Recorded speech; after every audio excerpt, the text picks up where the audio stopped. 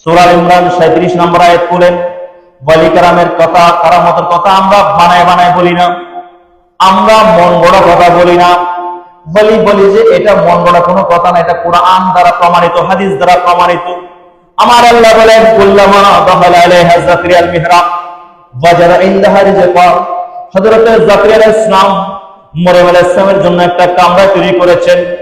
কেন কামরা তৈরি করেছেন এর আগে আলোচনা যেতে হয়। মরিয়ম আলাইহিস সালাম যখন গর্ভে এসেছে, আল্লাহ কোরআন শরীফে জানিয়ে দিয়েছেন, ইন্নী নাযারতু লাকা, সূরা আল ইমরানের মধ্যে, ইন্নী নাযারতু লাকা মা ফি বাতনি মুহাররারান ফাতাকাব্বাল মিন্না ইন্নাকা আনতাস সামিউল আলিম। মরিয়ম আলাইহিস সালামকে গর্ভে ধারণ করার পরে মরিয়ম আলাইহিস সালামের মা হান্না বিনতে বাবুস মুহাম্মদ আল্লাহ, তুমি তো আমাকে একটা গর্ভে সন্তান দিয়েছো। আমার স্বামী ইমরান আলাইহিস সালাম মারা গিয়েছে, নবী, উনি ওফাত বরণ করেছে, পর্দা করেছে, কিন্তু আমি বিশ্বাস করি নবীর ছেলে নবী হয়। ইমরান আলাইহিস সালামের যেহেতু আর কোনো সন্তান হয়নি, আমার পেটে যেহেতু একটা সন্তান আছে, নিশ্চয়ই এটা ছেলে সন্তান হবে। কুরআনে আল্লাহ মরিয়ম আলাইহিস সালামের মা হান্না বিনতে বাহুদের কথা জানিয়ে দিয়েছেন, ইন্নী নাযারতু লাকা মা ফি বাতনি মুহাররারান ফাতাকাব্বাল মিন্না ইন্নাকা আনতাস সামিউল আলিম। আল্লাহ, আমার পেটে যে সন্তান আছে, আমি তোমার ঘর বাইতুল মুকাদ্দাসের জন্য ওই বাচ্চাকে মান্নত করলাম। বলেন না সুবহানাল্লাহ। তাহলে মান্নত করা আল্লাহর নবীদের সুন্নত, অন্যান্য পয়গম্বর আলাইহিস সালামের সুন্নত, ওয়ালি কেরামের সুন্নত, আল্লাহর কুরআন দ্বারা প্রমাণিত। মান্নত করতে হবে এবং মান্নত করার পরে মান্নতটা পূরণ করতে হবে। মান্নত করার পরে পূরণ করা ওয়াজিব। করতে না পারলে আপনি কবিরা গুনাহগার হবেন। অনেকে মান্নত করেছে, আমি মসজিদে একটা ফ্যান দেবো, মান্নত আদায় করেন নাই, সেই ক্ষেত্রে আপনাকে অবশ্যই কাফারা দিতে হবে। মান্নত তো দিতে হবে, কাফারাও দিতে হবে, জরিমানা দিতে হবে। আপনি মান্নত করেছেন, আমি একটা কাফের দেবো, আল্লাহ যখন সামর্থ্য দেবে আপনি কাফের দিয়ে ফেলবেন, মান্নত ঝুলে রাখবেন না। আল্লাহ পাক রব্বুল আলামিন মান্নত আদায় করার তৌফিক দান করুন, সবাই বলি আমিন। হযরত ইমরান আলাইহিস সালাম মা যখন সন্তান জন্ম দিয়েছে, দেখলে যে এটা একটা কন্যা সন্তান, এই সন্তান বাইতুল মুকাদ্দাসের ইমাম হওয়া, খতিব হওয়া, খাদেম হওয়া সম্ভব নয়। তখন মরিয়ম আলাইহিস সালামের মা মন খারাপ করেছে, আল্লাহ কানে কানে জানিয়ে দিয়েছে, ও হান্না বিনতে বাহুস, তুমি মন খারাপ করিও না, যে সন্তান তোমার গর্ভে দিয়েছি এটা কন্যা না ছেলে না, কন্যা ছেলে চেয়ে শ্রেষ্ঠ মর্যাদার অধিকারী নবীরা হতে পারে।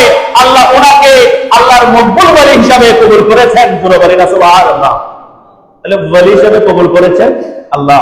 তখন ওনাকে নিয়ে আসা হলো, তখন উনি যখন উপযুক্ত হয়েছে, বালেগা হলো, ওনাকে আনার পরে সবাই মরিয়ম আলাইহিস সালামের মা দ্বিধা করতে পড়ে গেল, এই মেয়েকে রাখবো কোথায়।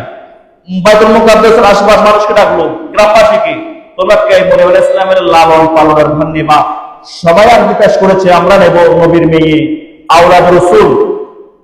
তখন সবাই যেহেতু প্রতিযোগিতা করছে, আল্লাহর পক্ষ থেকে ওহী নাযিল হলো, এ যাকরিয়া, সবাই নদীতে কলম ছুঁড়ে মারবে, যার কলম নদীর স্রোতের বিপরীতে চলবে, স্রোতে বেশি যাবে না, সে মরিয়ম আলাইহিস সালামের লালন পালনের ভার গ্রহণ করবে।